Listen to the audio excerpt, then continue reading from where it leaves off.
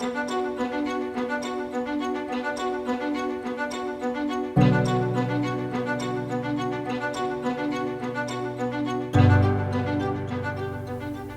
folks, my name is Mike Dobbs and you're watching Government Matters here on Focus Springfield. And this is another in our series of preliminary interviews with the 4 people who have declared their candidacy for mayor here in Springfield. And with us right now is State Representative and former City Councilor Orlando Ramos. Thanks for joining us. Thank you for having me. My pleasure. Okay, and as I explained to Orlando, the rules of the game are very simple. I'm asking the same questions to all of our candidates. This way viewers can compare their answers. And of course there's going to be much more coverage of this very important race later this year here on Focus Springfield. So Orlando, the first question that I've asked people is, if you have an opportunity to sit down with Governor Healy, what would you talk to her about when it comes to Springfield? What would you say is our needs? What would you say you are hoping the state will show greater interest in? What are the issues that you think the governor should know about our city? Well, the good thing is that I've had that opportunity to sit down with Governor Healy. I was very supportive of her and her run for governor, and she and I have been in communication since she's been elected. One of the things that I brought up to her, and I've been in communication with her and her administration about, is the fact that there's a unique opportunity here in the city of Springfield post-pandemic. Economists estimate that over 30% of the workforce is going to eventually settle on remote work, and that's across the board. So that presents a unique opportunity for the city of Springfield. And what I presented to the governor was, here's an opportunity for us to save money by bringing in state agencies to be located in downtown Springfield. Those are the communications that I've been having with her. I think there's potential for that. And I think there's an opportunity to create many more job opportunities for the city of Springfield, and at the same time, save taxpayer money, because some of these agencies are already located in Boston, which is a much more expensive cost of living. Excellent. The next question has to do with cannabis. Springfield is, of course, a city of about 155,000 people. We only have 3 dispensaries. When you look at other communities, they have many more. And the recent reports from the Cannabis Control Commission indicates in Massachusetts, this is becoming a very huge industry, and it's making a lot of money, and municipalities are benefiting from it, not only because of increased jobs and investment, but also because of, through their host community agreements, they get money straight from the dispensaries. The problem in Springfield is that we just have 3 of them, and we've had a process that a lot of people have been very critical of. So I'm wondering, if you were elected mayor, are you satisfied with the process of bringing dispensaries in now as it stands, or would you want to reshape that process to try to maybe get more dispensaries in? Yeah, I mean, I was on the city council when we passed the ordinance. One of the things that we wanted to make sure is that there was an equal opportunity for all applicants to get a license in the city of Springfield. When you look at the original intent of the marijuana legislation, it was meant to create an opportunity for those who have been disproportionately impacted, for example, by the war on cannabis in past years. It was made to create a stream an easier avenue for Black and brown applicants to apply. None of that has happened, unfortunately, and there are several reasons for that. The city of Springfield actually has a good process in terms of the way that it was presented in rounds, rather than giving all of the licenses up front, and that presented an opportunity for minority applicants to be able to get ready and get their application ready. But it hasn't happened fast enough, and so I think one of the things that we need to do is to make sure that we're giving the resources to those who have already been awarded an opportunity to have a license, and there has to be much more assistance from the city of Springfield. I don't think that the mayor has been putting enough emphasis on that, and I don't think that there's been enough help for those that have already been awarded. We've talked a lot about economic development in the city of Springfield, with a lot of it focusing on downtown. I mean, we're sitting right here in the MGM complex. And certainly MGM has been very prominent in terms of our economic downtown development.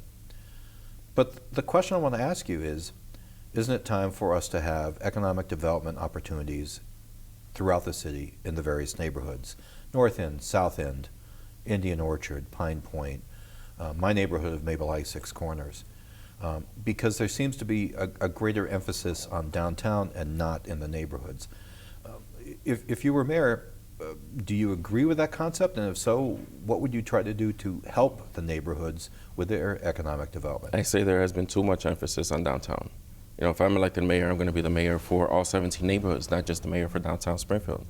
I think when you look at communities like Indian Orchard, for example, which I've represented on the city council and continue to represent as state representative, there's a very good opportunity to turn downtown Indian Orchard into something special.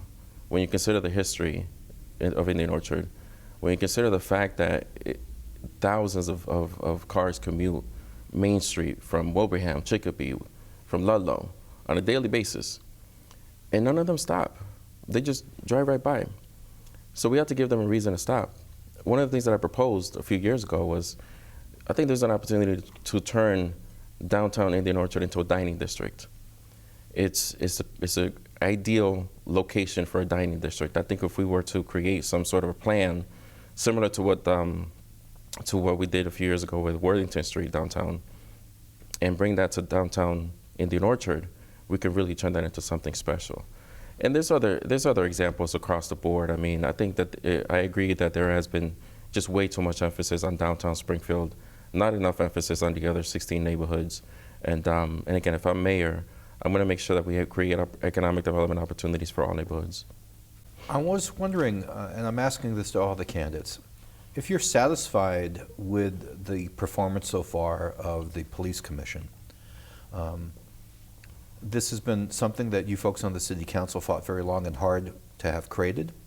There has been some criticism already about how the police commission has operated, mm-hmm. and the members of the commission, who they are.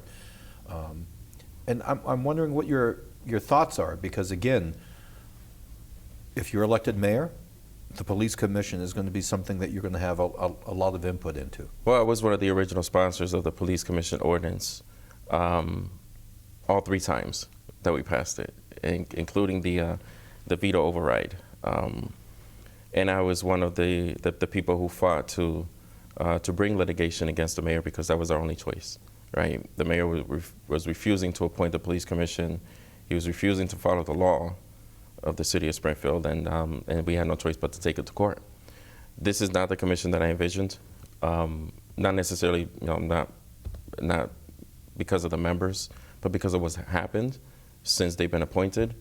There really hasn't been any structure, and that's the problem. And again, this is why it's important that we get to the core of the issue of why there is so much rift between the city council and the mayor, and the mayor and the police commission, and so much disagreement within government.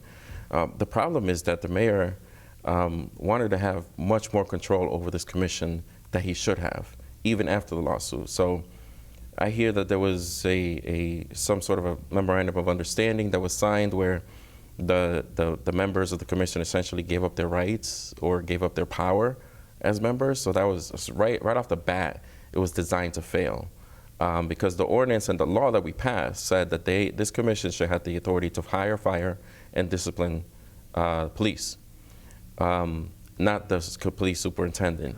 And so, first of all, I would, as mayor, I would give that power back to the commission.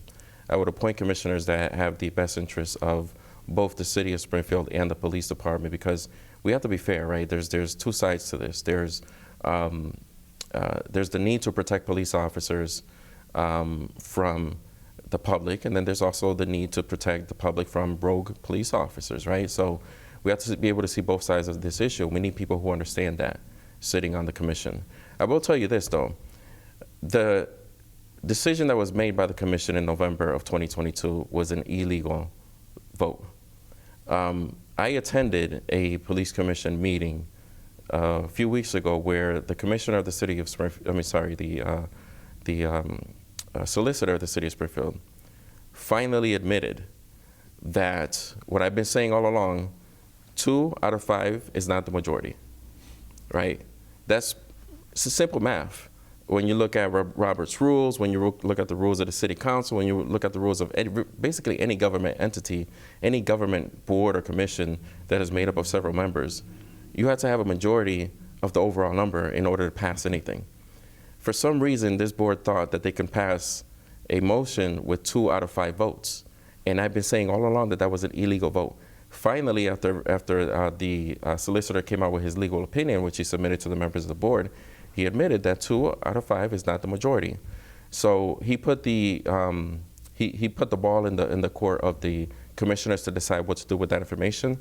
It was at that meeting that the commissioners voted to enact a rule that 3 out of 5 is the majority, not 2 out of 5, and that from there, that any policy that is passed by the commission should have 3 votes, not 2.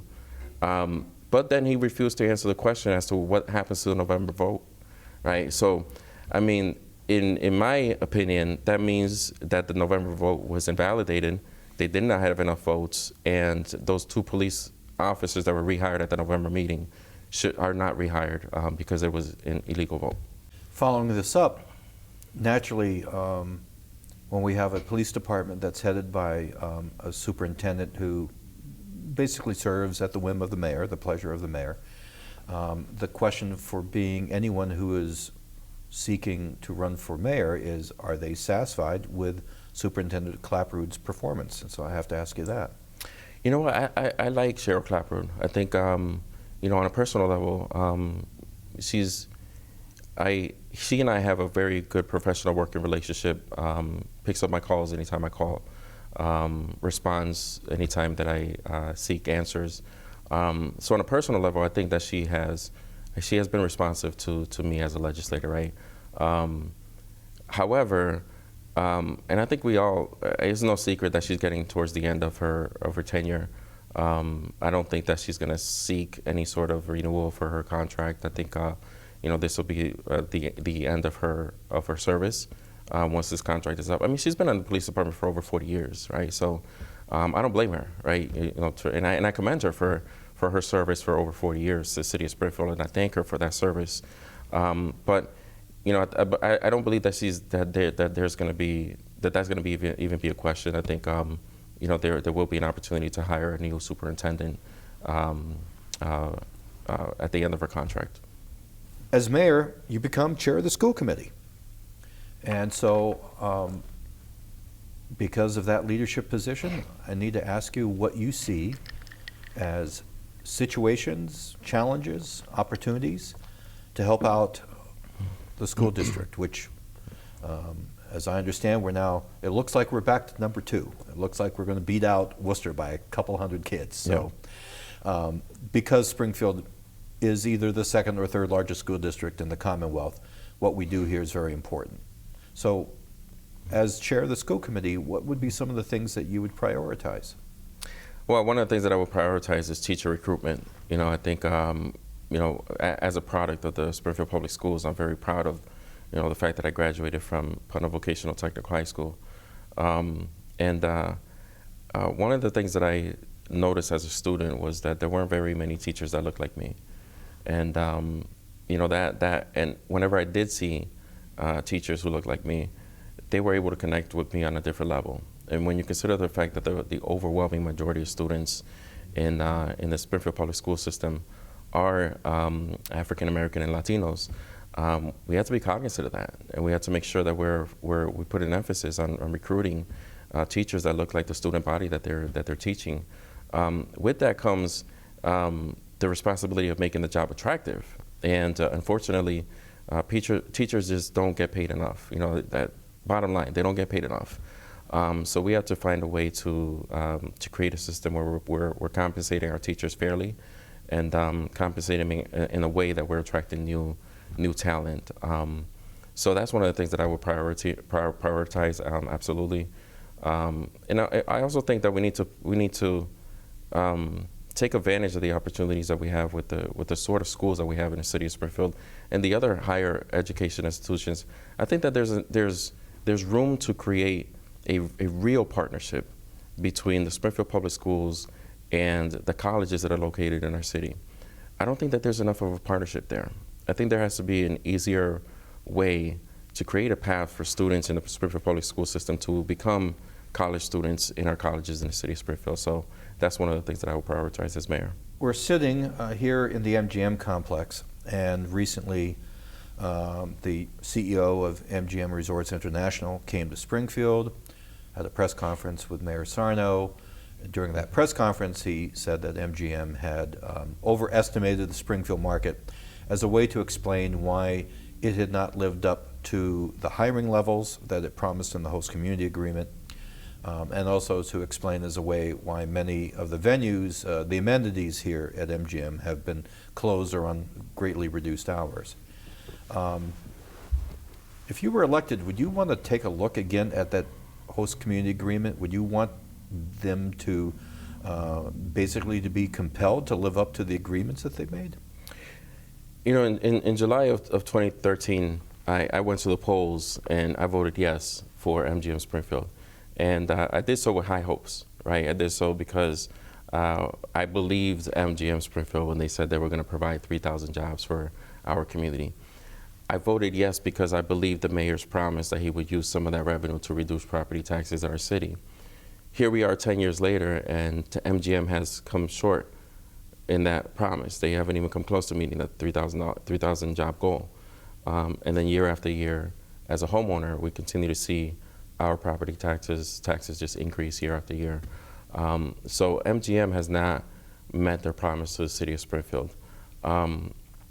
I think the unfortunate part about all of this is that the mayor and his administration, they bet it all on MGM. And I don't think that the mayor had a plan B, which is one of the reasons why I'm running for mayor. I think we need to have a greater plan that doesn't just center around MGM Springfield. But to answer your question, yes, absolutely, there is a need to revisit the conversation with MGM, to compel them to, or to find a way to meet those goals that they promised us, or make up for that promise in different ways. I don't believe that we should just let them slide and say, you're forgiven, okay, you know, you couldn't meet the 3,000 job goal, everything's all is well, because it's not. You know, we had a lot riding on those 3,000 jobs. We had a lot riding on the potential spin-offs that we haven't seen. So there is a need for a real tough conversation with MGM to get them to do more here in the city. Well, bonus question time. And the bonus question is, why are you running now, Orlando, for mayor? You're in the House, you were on the city council. Yep. Why mayor and why now?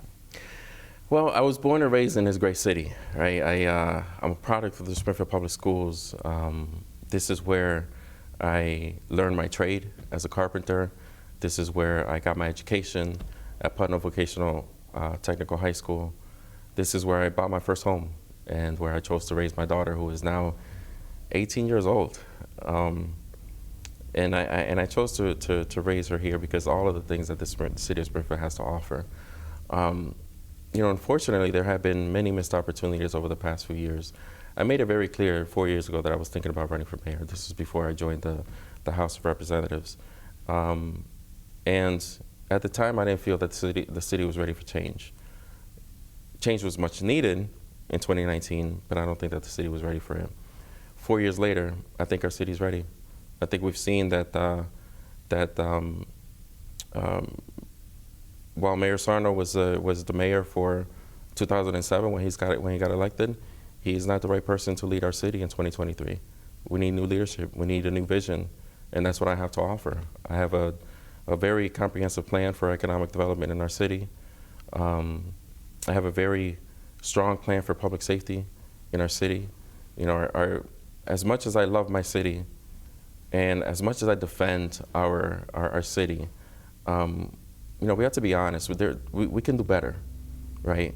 Mayor Sarno calls himself the law and order mayor, yet the city of Springfield continues to be at the top of the list of most dangerous cities You know, we're still at the top of the list of the number of homicides in the city.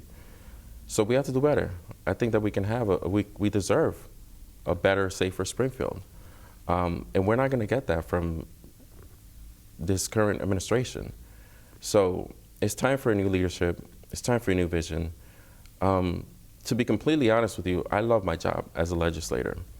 You know, policy, legislation, that has always been something that intrigued me. Mm-hmm. You know, I'm a carpenter by trade. I never really envisioned that I would get into public service in general, but sometimes we're called to public service, right? I don't think that I chose public service. I think public service chose me. And I didn't see the type, when I said back in 2009 when I first ran for public office, I didn't see the type of leader that I thought we needed. So I decided to be that leader. I decided that, in the words of Mahatma Gandhi, be the change you want to see in this world. So I became that change that I wanted to see in the world. And that's why I ran for office back then. Here we have, I think our city's at the crossroads, right? We have, the past 4 years, I've missed so many missed opportunities. And we've become the city of missed opportunities. We've lost our identity. I don't think the city of Springfield really has an identity anymore. We've been known as the city of innovation. We've been known as the city of first, but we lost that identity. That identity throughout the past 16 years with Mayor Sarno as our mayor. And I think that it's time that we reclaim that identity as the city of innovation, the city of opportunity, the city of first. And it's time for us to create a new vision, to have a new vision for the city. And those are the reasons why I'm running for mayor for the city. Excellent. Orlando, we're going to see you again and ask you more questions in the next few months. Thank you so much for coming in today. Thank you. Appreciate it. Thank you for having me. And folks, this is another in our series of primary interviews with people who are running for mayor of Springfield. I hope you tune in for our next one, and thanks very much for watching.